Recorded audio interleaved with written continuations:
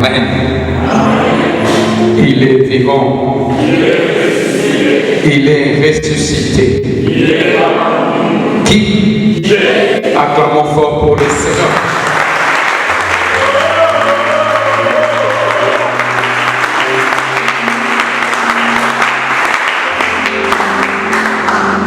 Je suis vraiment béni par le Seigneur pour être une fois de plus avec vous et partager de la part du Seigneur cette arme riche qui est le pardon et la réconciliation. Donc mon thème de partage de ce soir porte sur le pardon et la réconciliation. Tu peux dire à ton voisin bon appétit. Rassure-lui qu'il va bien manger. Amen, amen. Nous allons écouter la parole du Seigneur. Luc chapitre 15, versets 11 à 32. Luc 15, 11 à 32.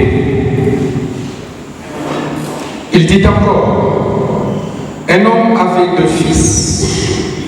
Le plus jeune dit à son père, « Père, donne-moi la part du bien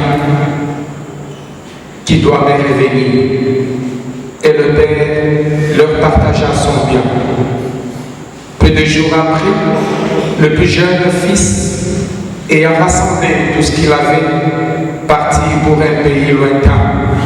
Et il dissipa son bien en vivant dans la débauche. Lorsqu'il eut tout dépensé, une grande famille survint dans ce pays et il commença à sentir le besoin. S'en allant donc, il s'est mis au service d'un habitant du pays qu'il envoya à sa maison de champ pour garder les pourceaux. Il eut bien voulu se rassasier des gousses que mangeaient les pourceaux, mais personne ne lui en donnait. Alors, rentrant en lui-même, il dit, « Combien de mercenaires de mon père ont du pain à l'abondance, et moi, je meurs ici de faim. Je m'éleverai et j'irai vers mon père, et je lui dirai, mon père, j'ai péché contre le ciel et envers toi.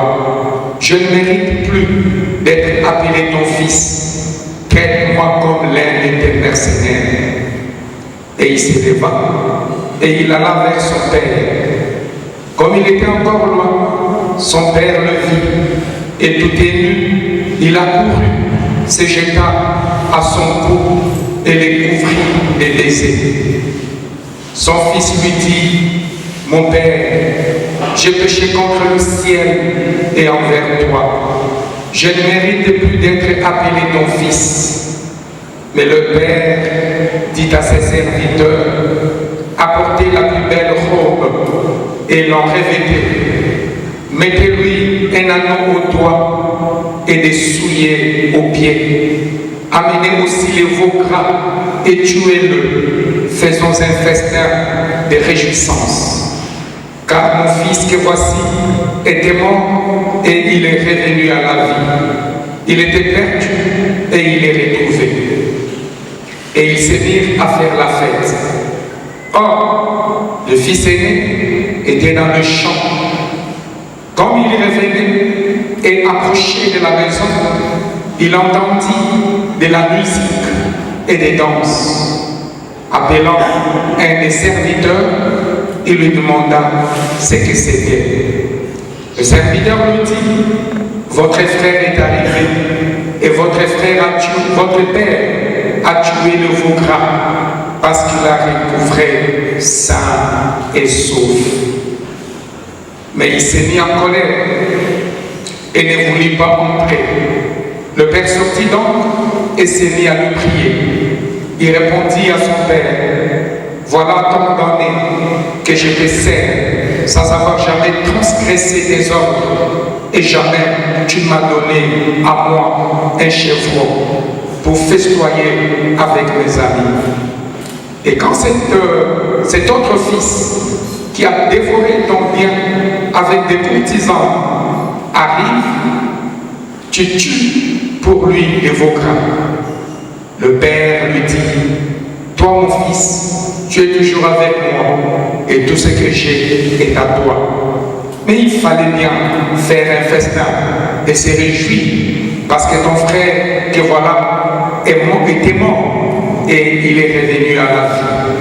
Il était perdu et il est retrouvé.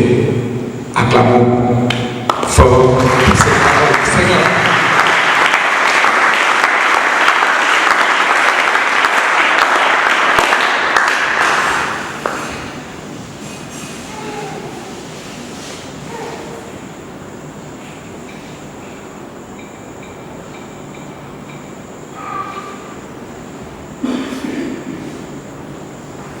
Bien-aimés dans le Seigneur, je voudrais aborder cet enseignement en deux parties. La première partie, je parlerai du pardon. Et la seconde, je parlerai de la réconciliation. Ce sont là deux notions différentes qu'il convient pour un chrétien de le savoir, parce que notre vie au quotidien nous pousse à bien maîtriser ces deux armes, le pardon et la réconciliation. Le pardon. Le pardon n'est pas un désir. Le pardon, c'est une action. Une action que l'on pose en faveur de quelqu'un. Nous avons besoin de poser quelque chose en faveur de quelqu'un. De par son étymologie, le pardon vient du latin.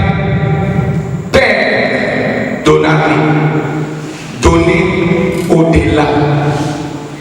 C'est-à-dire quand on pardonne, on ne dit pas que le tort a été moindre. Quand on pardonne, on se rend bien compte qu'on nous a offensés. Nous avons une blessure. Mais je décide, par l'aide de Dieu, de donner au-delà de ce que la personne mérite. Il méritait la condamnation. Il méritait la haine. Mais grâce au Saint-Esprit, je lui donne plus. C'est-à-dire, je lui donne mon amour. Je lui donne mon affection. Je remets, j'efface tous ces torts, toutes ces fautes, toutes ces erreurs. C'est ça, pardonner. Mon frère, ma soeur, tu ne peux pas être enfant de Dieu et garder en prison des personnes. Le christianisme nous invite aux années de miséricorde.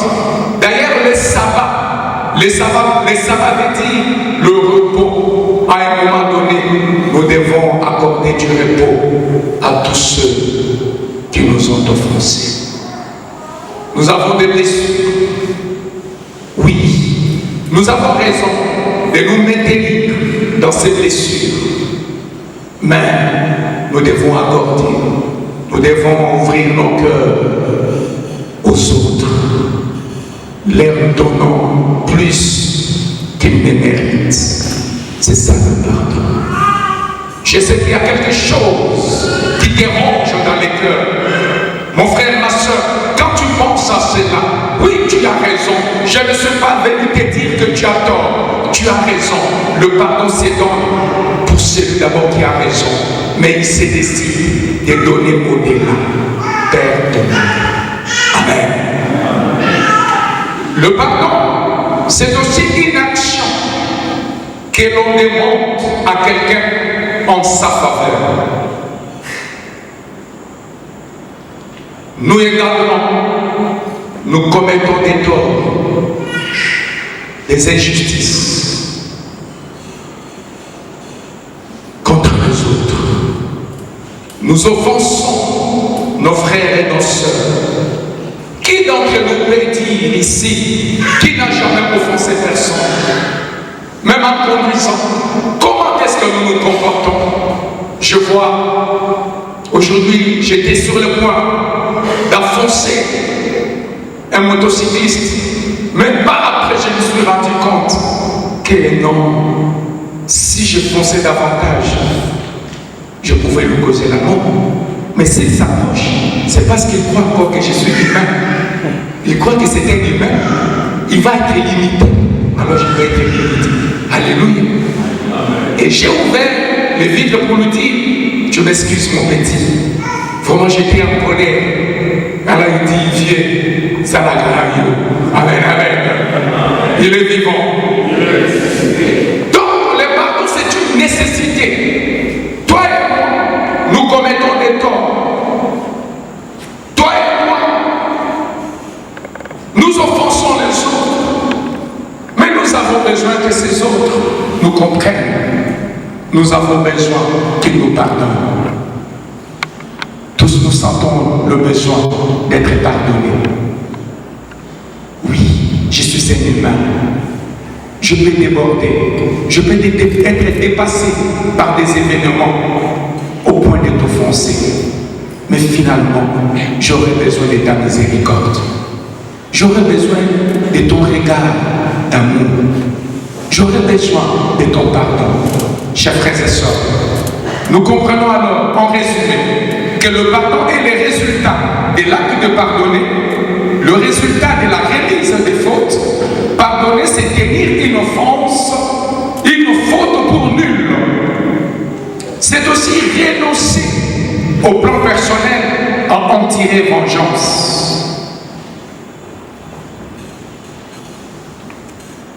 Par cette notion, il n'y a pas de coupables, il n'y a pas de bourreaux, il n'y a pas de victimes.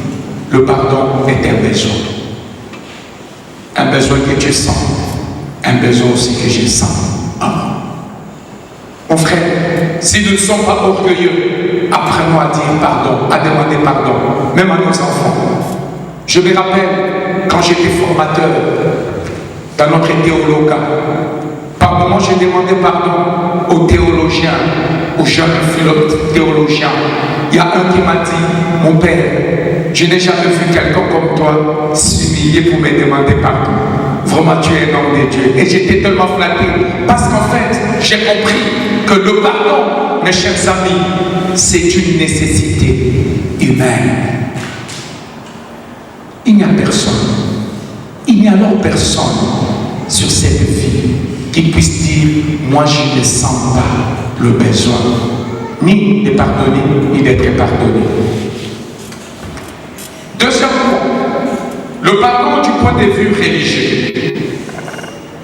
La Bible, quand elle parle du pardon, elle le présente en deux volets. Le pardon, c'est d'abord une action de Dieu envers l'homme. Le pardon, en deuxième lieu, c'est aussi une action de l'homme mue par Dieu, par l'action de Dieu, par l'amour de Dieu. Cet homme, il va poser ses gestes envers ses semblables. Dieu, il est tellement bon pour nous. Quand nous commettons des péchés et nous revenons vers lui avec un cœur sincère, il nous pardonne. Mais c'est qu'il nous demande que ce comportement, nous puissions l'utiliser au bénéfice des autres. Tu ne peux pas être un disciple de Dieu et te comporter autrement que ton Créateur. Quand Dieu nous donne un don, le don doit devenir notre modus operandi. Le don doit devenir notre mode d'opérer. C'est-à-dire, je reçois un don de Dieu, le pardon, également je dois l'offrir aux autres. Au début de la prière, nous avons été bénis par le frère, merci. Vraiment, tu nous as plongés dans cette mouvance du pardon, du vin. Mais mon frère, ma soeur, quand Dieu nous pardonne, est-ce que nous pardonnons aussi nos semblables? La relation avec Dieu implique ipso facto le même traitement envers les autres. Quand le Saint-Esprit dans Actes des Apôtres, au chapitre 10e, il nous a été donné le Saint-Esprit comme don. Mais attention, le Saint-Esprit, il est un, il se donne au pluriel, il se donne à la multitude. Cela veut dire quoi? Le Saint-Esprit se donne à ce qui est différent, à ce qui pense différemment de moi. Et nous sommes appelés à être comme lui. C'est-à-dire, tu penses différemment de moi, mais je te donne quand même. C'est ça, amour. Est-ce que je peux continuer à t'aimer, même si tu penses différemment de moi? Est-ce que je peux continuer à te valoriser, même si tu as des idées différentes de moi? C'est ça le Saint-Esprit. Alors, le jour de la Pentecôte, le christianisme, les chrétiens sont appelés à devenir dons, à devenir ce qu'ils ont reçu, c'est-à-dire c'est donner aux autres. Est-ce que tu te donnes aux autres? Combien de fois nous sommes blessés au point d'abandonner le Seigneur parce qu'on nous a maltraités, on nous a humiliés. Mon frère, ma soeur, le Saint-Esprit se donne au pluriel et nous sommes appelés à nous donner aussi comme lui. Nous donner pour les autres. Papa, donne-toi pour ta femme. Maman, donne-toi pour ton mari. Le parent, donnez-vous pour vos enfants. Les enfants, donnez-vous pour vos parents. Chers amis, c'est ça, être chrétien. Quand quelqu'un est touché par le Saint-Esprit, il est touché par l'onction de Dieu.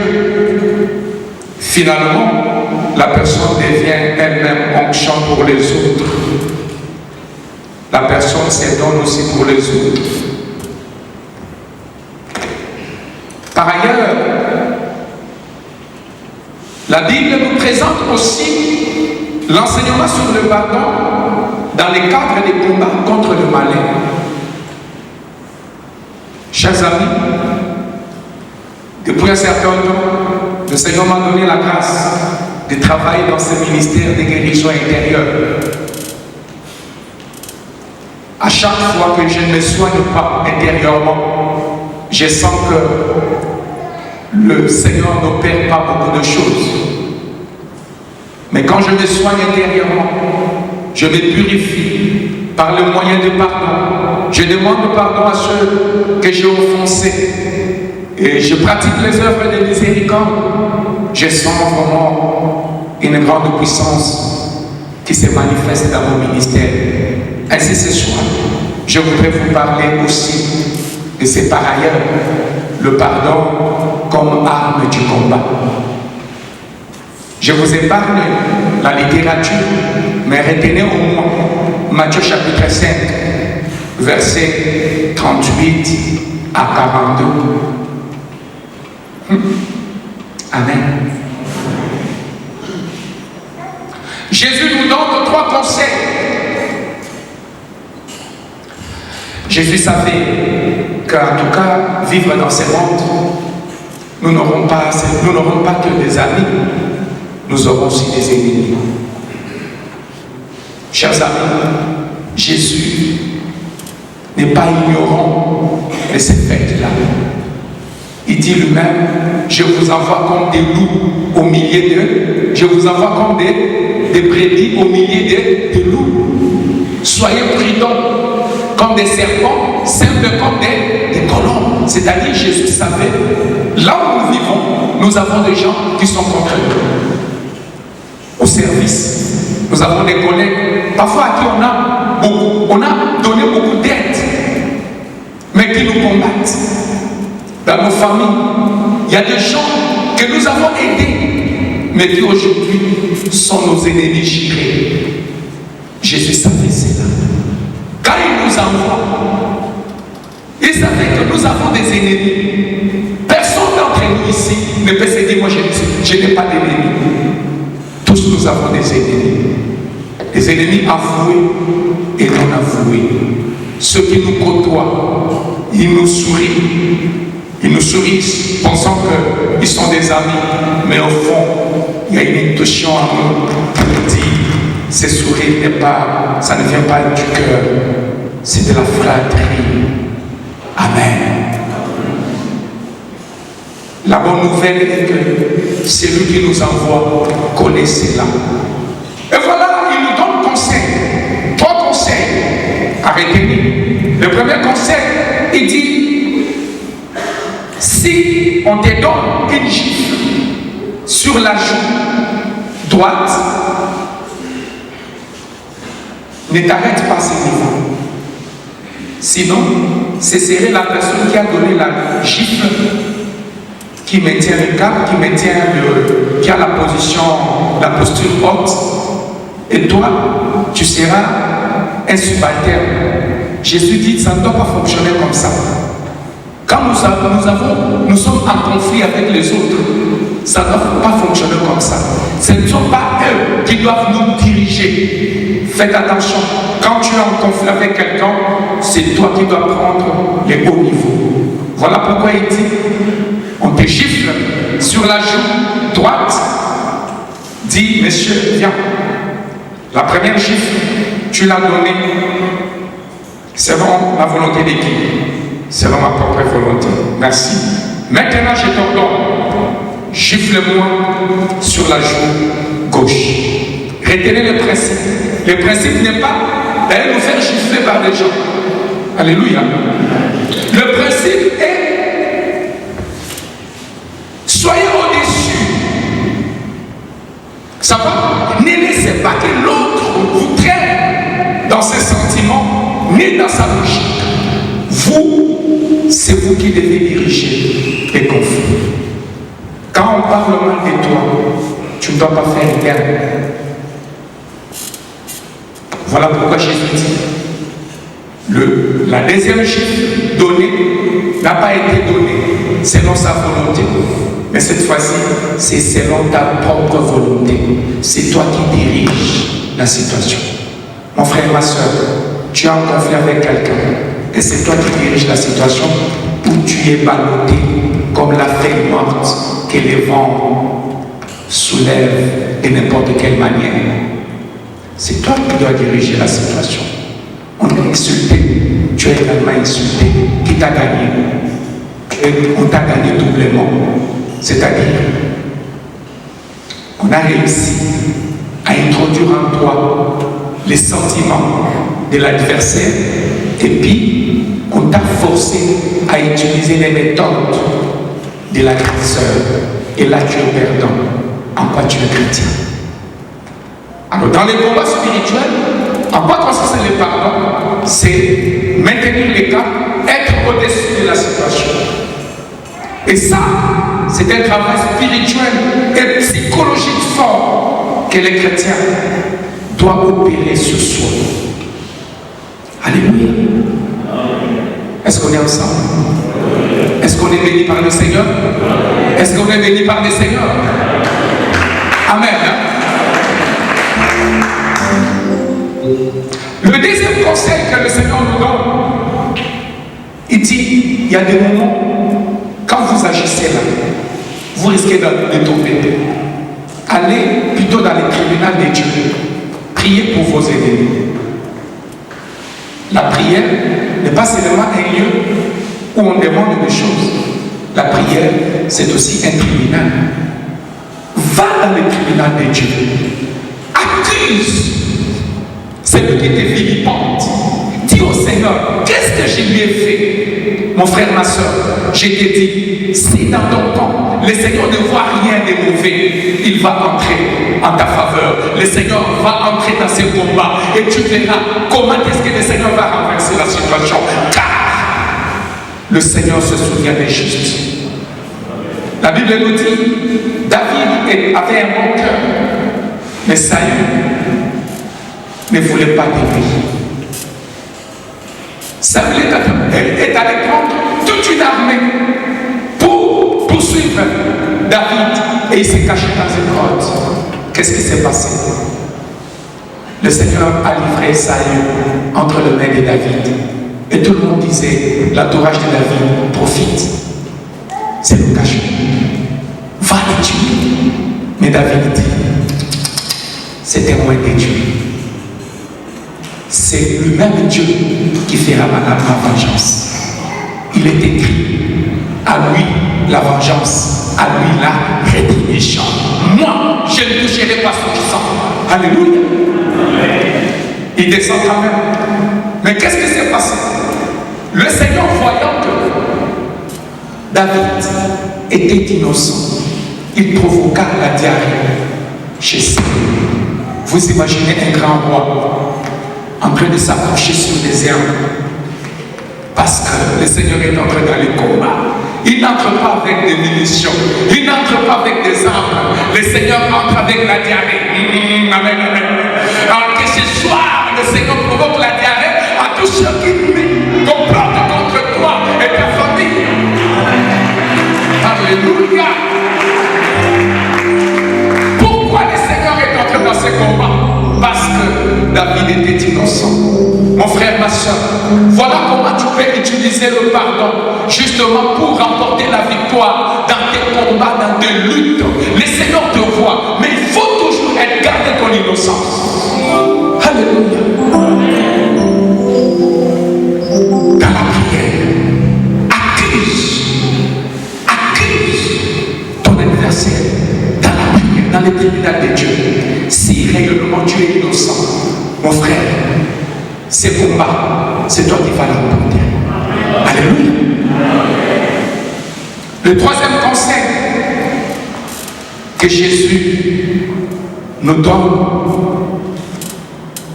il dit,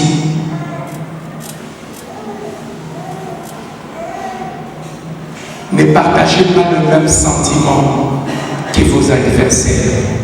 Aimez vos ennemis. Aimer, c'est-à-dire, toi tu as de mauvais sentiments contre moi, je ne peux pas le partager. Toi tu me détestes, mais moi je ne peux pas partager ces sentiments.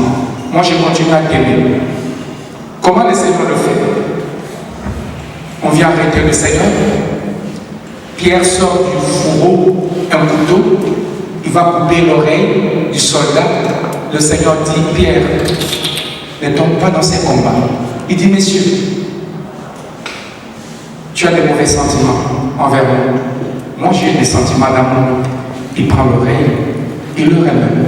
Peut-être que tu vas écouter un jour la parole du Seigneur avec cette oreille. Amen. Mon frère, n'alimentons jamais la haine. N'alimentons jamais les sentiments de l'ennemi quand nous sommes acculés, quand il nous attaque. Nous, au contraire, alimentons le sentiment de l'amour. Et quand le Seigneur voit comme ça, il va entrer dans notre combat. Et il va remporter cette victoire pour nous. Il est vivant. Il est ressuscité. Qui? Acclamons fort pour le Seigneur.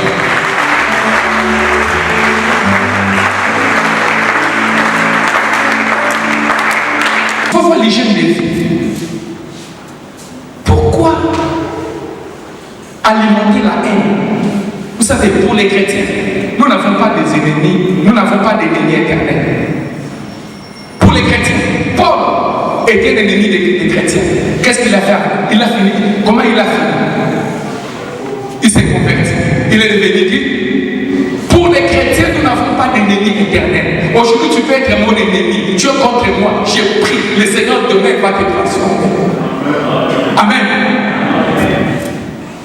Il y a des gens, voilà, on est en train de t'attaquer. Pourquoi? Ah non, parce que tu as beaucoup d'argent. On t'attaque pourquoi? Ah, parce que tu réussis toujours. Tu verras après. Ah non, pardon. Je m'excuse, je ne savais pas.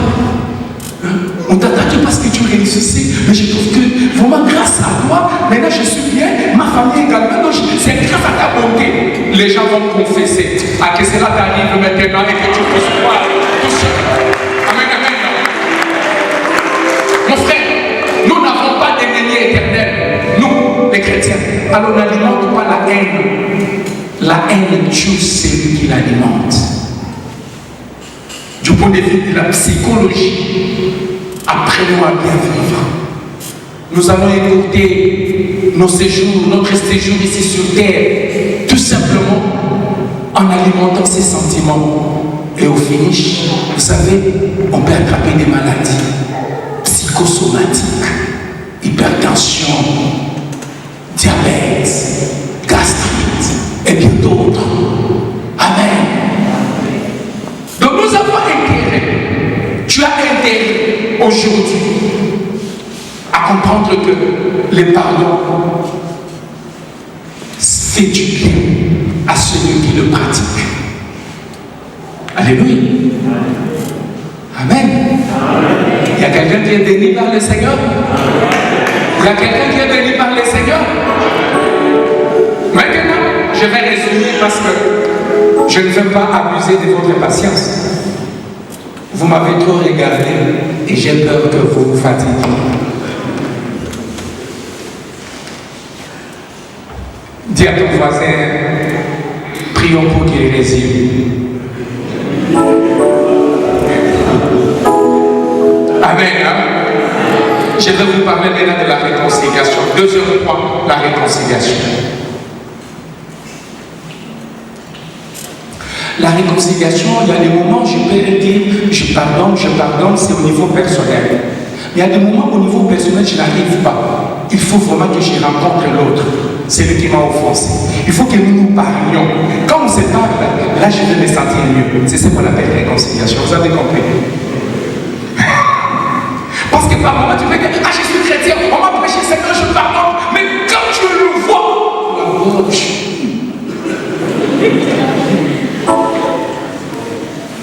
Les corps jouent le rôle des thermomètres. Notre corps, on ne pardonne pas avec la volonté, on pardonne avec les corps. Voilà pourquoi quand quelqu'un dit, ça, Père, mais je n'arrive pas à le supporter, je dis, maman, oui, puisque tu n'arrives pas, donnons le temps au temps. C'est un processus. Le pardon, c'est un processus. Alors, parce que vous êtes des chrétiens, vous savez, ça ne fonctionne pas comme ça. Parce que maintenant, Saint-Esprit, c'est lui qui a créé la loi de la nature. C'est lui qui a institué les temps. Nous sommes encore dans les temps chronos. Les temps kairos n'est pas encore arrivé. Alléluia. Alors, la réconciliation, c'est quand tu n'arrives pas, maman, que de beaucoup d'années. Allez rencontrer la personne là. Mais c'est tout un art. Comment on se réconcilie? Je vais faire bref parce que j'ai chose mise. Comment on dit? Ah voilà. Je dois être très bref. Je vous montre tout simplement quelques astuces de la réconciliation. Mais avant tout, j'aimerais tirer votre attention sur quelque chose. Je sais que vous êtes sérieux. Touchez bien l'oreille de l'autre. Dites, prête attention à ce qu'on va dire maintenant.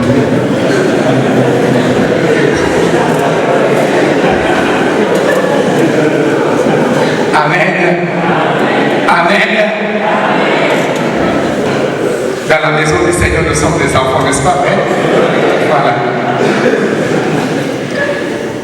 Avant de parler de quelques astuces, là, je voudrais que vous saisissiez ceci. Les mots que nous utilisons peuvent constituer des fenêtres. Des mots peuvent ériger des murs. Vous voyez, quand il y a des murs comme ça, on peut voir ceux qui sont au-delà? Non. Avec des mots, nous pouvons bloquer. Avec des mots, nous pouvons faire des ouvertures. Alors, quand il faut faire la réconciliation, ça demande de développer tout un art. Alors, j'aimerais vous donner des astuces pour bien se réconcilier. Parce que tu peux vouloir la réconciliation, mais tu n'as pas de tactique, tu n'as pas de mots. Ok, comment regretter? Pourquoi est-ce que je suis allé? Amen. Il est vivant. Il est ressuscité. Et acclamons fort pour les Seigneurs.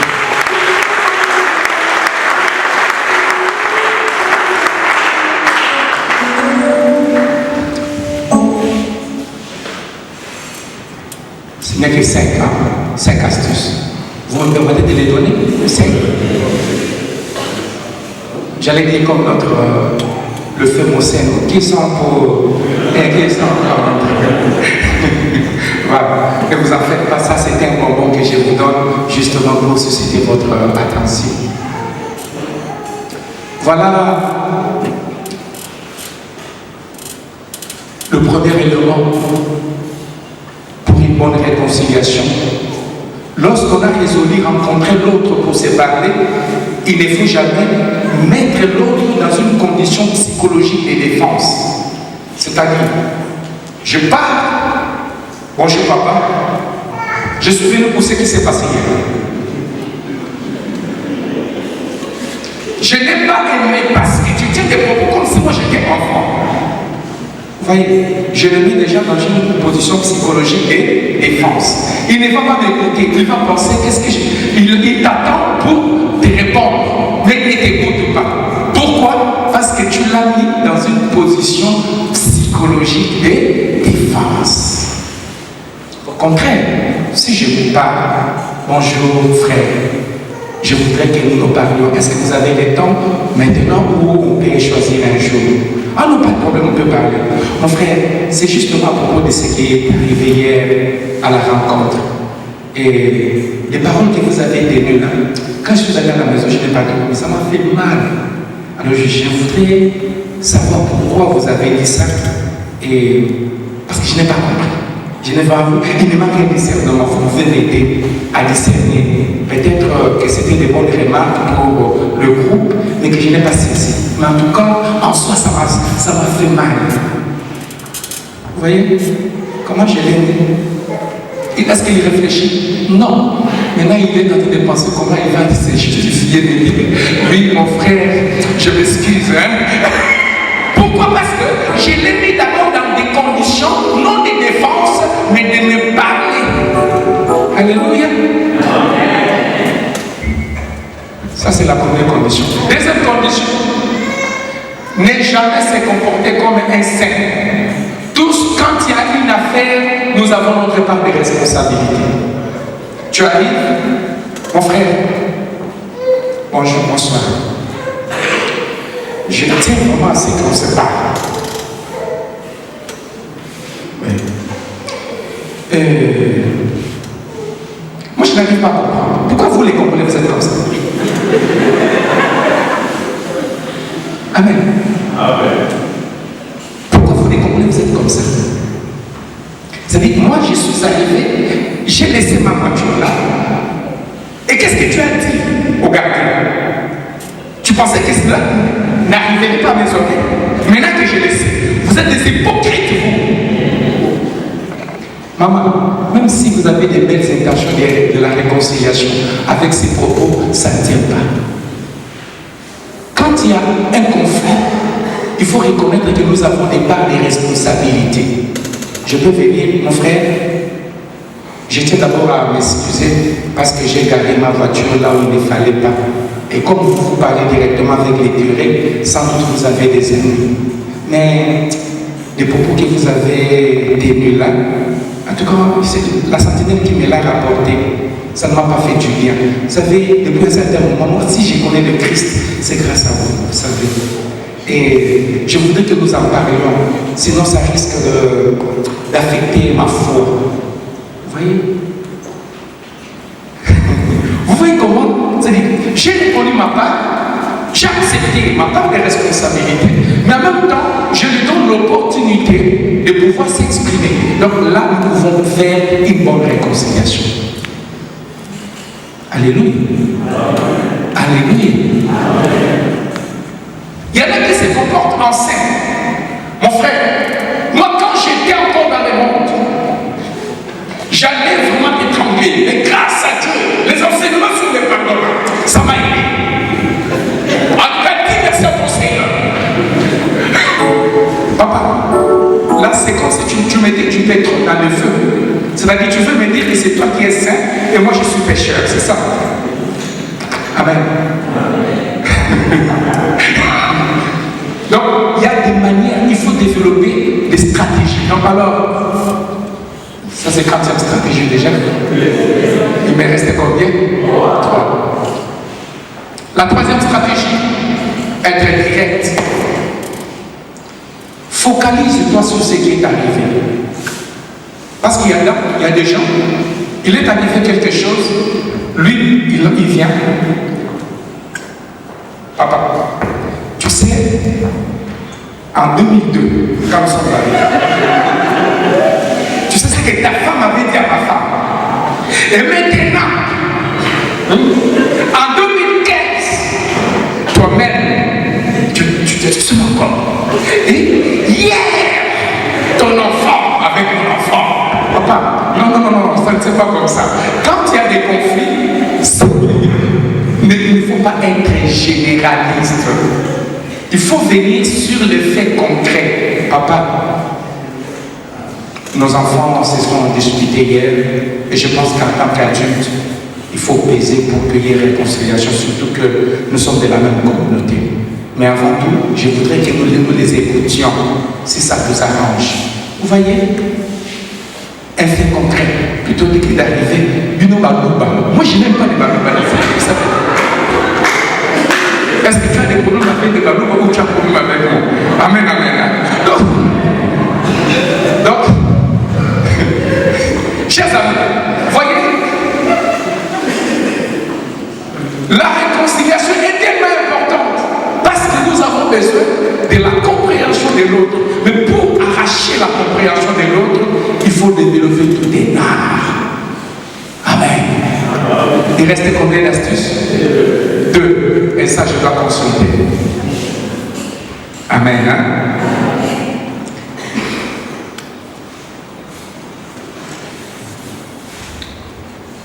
L'avant-dernière. Parler à partir de ce que l'on sent et non à partir de ce que l'on pense. Généralement, ce qui provoque la colère, c'est la pensée. Tu arrives, tu trouves des choses sales, tu penses qu'ils ne sont pas responsables, ce sont des farceurs. Ils se comportent bien à ma présence. Et moi, quand je ne suis pas là, voilà comment ils se comportent. Qu'est-ce qui est en train de te mettre en colère? C'est la pensée. Plus tu alimentes cette pensée, plus tu es en colère. Ça va? Non, parce qu'il y a des choses qui nous arrivent. Vous savez, à propos, j'ai écrit un livre, malheureusement c'est encore en portugais, La gestion de notre humanité. Et dans la gestion de notre humanité, je parle justement comment gérer la colère. Amen. Ce qui alimente la colère, c'est la pensée. Faisons attention. Alors n'accordons pas beaucoup d'importance à la pensée. Si nous voulons la réconciliation, parlons à partir de ce que nous sentons. Mon frère, j'ai mal au cœur suite à ce qui s'est passé. J'arrive, je trouve des choses sales à la maison. Vraiment, ça m'a mis hors de moi.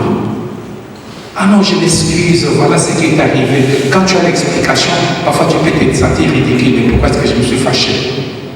Amen. Et pour finir, dans tout dialogue, il faut respecter 2 conditions. Les conditions des dialogues non violentes, de la communication non violente. La première condition, respecter la liberté de l'autre. L'autre est libre de penser ce qu'il pense. Deuxième condition, respecter le besoin de l'autre. Le besoin, c'est quelque chose de très naturel. Tu ne peux pas imposer à l'autre d'avoir besoin de ce que toi tu ressens. L'autre est libre de sentir ce qu'il sent. Il faut le respecter. Et quand nous respectons toutes ces conditions, nous pouvons alors faire un bon dialogue qui nous amènera à une bonne réconciliation. Nous allons bénir le Seigneur parce qu'il veut vraiment notre maturité, il veut notre croissance. Que nous soyons bénis au travers de cet enseignement et que le pardon devienne notre mode de vie. Amen.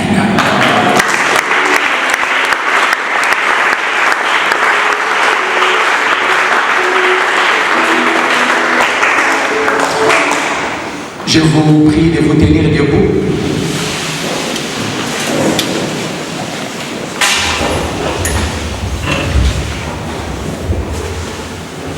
La parole de Dieu dit, quand vous priez, quand vous vous tenez devant votre Père, ne rabâchez pas, parlez à partir de votre cœur. Je voudrais que nous soyons reconnectés à partir de notre cœur en cet instant, en ces moments précis.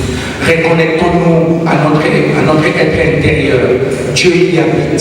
Et je voudrais que nous puissions lui dire merci pour tout ce que nous avons entendu, pour le bienfait de cet enseignement aujourd'hui dans notre cœur. Nous élevons notre voix et nous commençons à lui dire merci. Un merci sincère. Émets-toi devant le Seigneur. Implore le pardon de Dieu. Que le Seigneur te pardonne. Seigneur, je suis tellement impatiente. J'ai blessé les cœurs de mes enfants. J'ai blessé les cœurs de mon mari. J'ai blessé le cœur de ma femme, de mes petits-enfants. Maintenant, je me rends compte, Seigneur, c'est à cause de ces pensées monstrueuses.